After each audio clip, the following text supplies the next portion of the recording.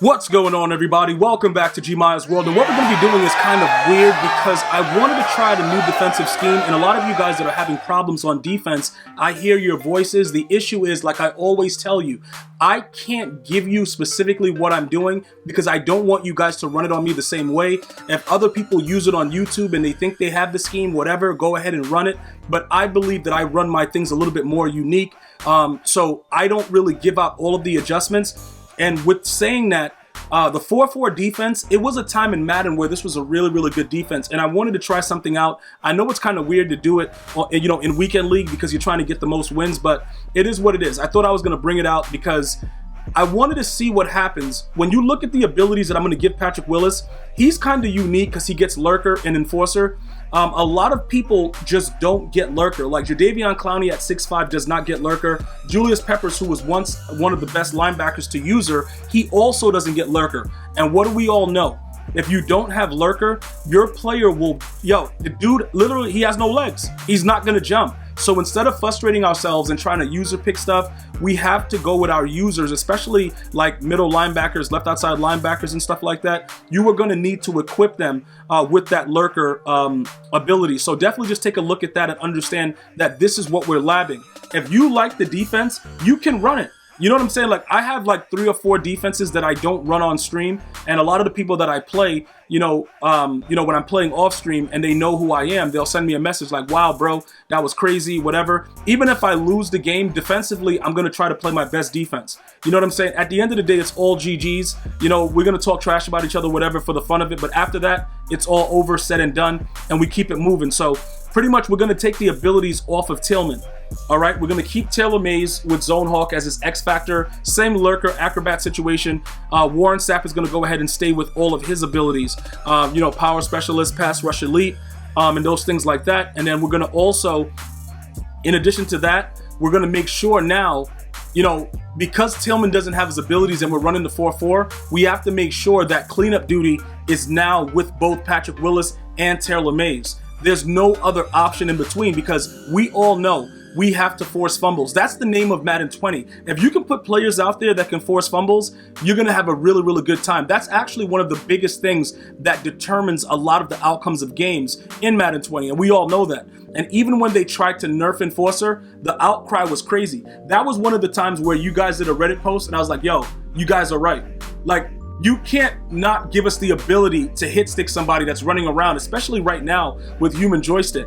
You know what I'm saying? You got to give us the ability. And I'm one of those psychos that's running around with human joystick. So I know what it's like if you can't hit somebody really hard and then they nerf it. So they immediately fixed the Enforcer. And I believe that that's the way it should be.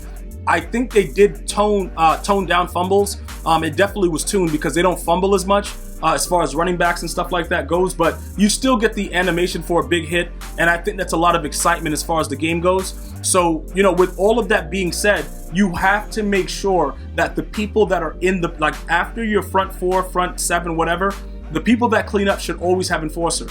All right, so right now we're running the 4-4 defense. You'll notice on the left side that Jadeveon Clowney is standing up because he's an idiot. And then, he's motioning, he's running the bunch stuff, whatever. We sack him on the first play.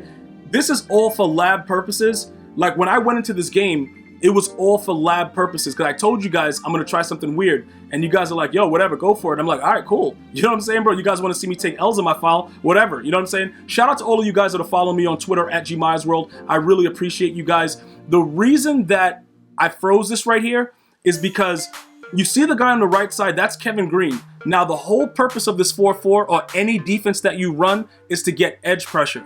Why is it important to get edge pressure? Because they have something called nano detection that was created to stop you from rushing right in, right? So you're not usually going to get that super fast speed rush up the middle, but if you can get it off the edge, you're ideal. And the 4-4 defense is another defense that we can get that animation from. You can see that his tight end is just looking and blocking nobody and just standing there. We don't care about that. But this guy was super protective of his quarterback, so the running back is actually going to shift over and pick up Kevin Green here. That was another thing that I didn't like about this defense particularly. Even if you ID my player, it's not necessarily true that they're always going to get their legs taken out from underneath them. They're not going to get shot blocked. But with this 4-4, you may notice that off the edge when you spread your D-line that they're going to be able to, take the legs out. So that's one of the things that I really didn't like about this defense. All right, so now right here, he's going to do quick passes and do what he has to do. That's fine. You can lock that up out of it if you just leave, one of the, obviously one of the linebackers, if you leave them. Shazier is like down deep on that side. You can put him in a flat or whatever like that, and he'll pick it. Now, the reason that I point this out is this idiot Jadeveon Clowney, you see how he's, falling backwards with his arms wide open? Well, what he's doing is, if he didn't do that and he rushed, the blitz will probably be too OP. So what happens is EA shifts him back. Now remember, you can manually move him out wide, but if you have to do that on every setup, it's going to cost you, because you're going to play somebody that's going to have a little bit of skill, and they're going to do what's called quick hike you, and you're going to be able to do nothing because you'll get stuck on him. You won't have the right user, and then you're going to be completely done. So even though he's doing this, this guy is an idiot. He's a moron, but that's not what it's about. We're not worried about him. The blitz itself still screams, and I did practice a little bit after this game by moving him out wide, and he does scream immediately.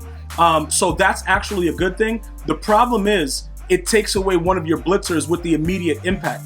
I really, really didn't like that. So we're not going to keep running this blitz. Even though you see what I'm saying, like, you're going to still get pressure, but taking away that one guy is very, very huge. It causes a lot of problems with the overall defense by him standing up and not being on the line. So like I said, this guy wasn't actually quick hiking me, so if I wanted to do it, I could have adjusted it. Right there, you see him still doing it. I slowed it down. He still does that, flopping his arms in the air like an idiot before the play actually starts. So it is what it is. But remember, even with that the way it is, we can still scream. Okay, we can still scream regardless. He just ran right past the ball. All right, whatever. So this guy decides to punt. And here goes why I'm talking about human joystick. Let me let you guys see what happens here. This is the benefit of human joystick on a running back. Now, the way that he has me dead to rights. In so many situations, he has me dead to rights, but he just doesn't have, pretty much the stick work. He didn't have the stick work to make the tackle, but it's all about the advantages of human joystick. Now, if you guys have followed me on Twitter, you guys would have already seen that. I actually clipped that to post it. Shout out to all of you guys that took a look at that and saw what was going on. That's why you guys were so mad at me when I played with Golden Ticket Vic and I took the abilities off of Barry Sanders. Low key, if I keep it the way that I had it and had abilities on Barry too, we probably could have kept Vic. But again, I don't run around like that. And even when dudes, when I have an open field and I want to get some yards, Aaron Rodgers is fast enough to pick up 7 yards, get a first down. So I'm not really, really concerned about the whole thing. We made our profit, we moved on, and that's pretty much it. So we go up 7-0. Now we have to come out here and play some more D. As far as the 4-4 defense goes, like I said, guys, you can experiment with it if you like. You will get that edge pressure if you know what you're doing. But remember, you manually have to move the linebackers out wide, because they'll stand up like Jadeveon Clowney and they will just be morons the entire time, and there's nothing you can do. But that doesn't stop the blitz from screaming. I just want to make sure you understand it. You see like how he moves back like that? He moves back because EA knows if he stays like that, it's a scream fest. That dude, like I'm telling you right now, he's running right in there. And then as far as the motion goes, they move like that regardless. Right there, he tries to outrun Julius Peppers. It's going to be a no-go. This guy typically just wanted to come out running bunch. Right there, we scream, and the running back stays to wait for Clowney. And then that's what usually is supposed to happen. But again, he kept getting his legs taken out. He goes right there, throws a dot. I think he's going to try to go for it right now on 4th and 2. And we have to dominate at this point, man. This is where it counts the most. Right here, go ahead, throw it. Yep, there you go. Good job. All right, go. Move on my way. Move on. Oh, you can block me if you want. Move on my way. Let's go. Taylor May's too strong, bro. Let's go. We out. Let's go for 6. For 6, no. For 6. All right, so this guy right here, pretty much he had to do what he had to do. It is what it is. My man said he had to go. He had to go slot box with his goldfish. It is what it is. I think I did also post this on Twitter. I got to start getting it out on Instagram as well to give you guys something to do during the day, because it's a good laugh to kind of see what's going on. Both if I'm getting dominated, I put out some clips where dudes are mossing me. It's just something to pass the time. So if you guys are not following me on social media, please feel free to do so at Instagram, Facebook, Twitter, and Twitch, all at GmiasWorld. And let me know what you guys are thinking about these things, bro. Do you like this 4-4 defense? Should I continue to run it? Low key, I like my safeties having the abilities, so I don't know how I feel about it overall, because, you know, unless I'm run blitzing and I can keep Pat Willis on the D-line and maybe out of my 3-4 bear, I'm not really comfortable with him being that lurker dude. So probably we will, you know, we'll make some adjustments to it, but you know what would really go good? If we actually had Troy Polamalu, the new middle linebacker golden ticket. We could probably rock crazy with that. It is what it is, guys. I'm going to see you guys and girls next time. I want you guys to go ahead and enjoy your day. Definitely stay safe, stay inside, avoid everyone. I'm going to see you guys and girls next time. Have a great one. One love, y'all.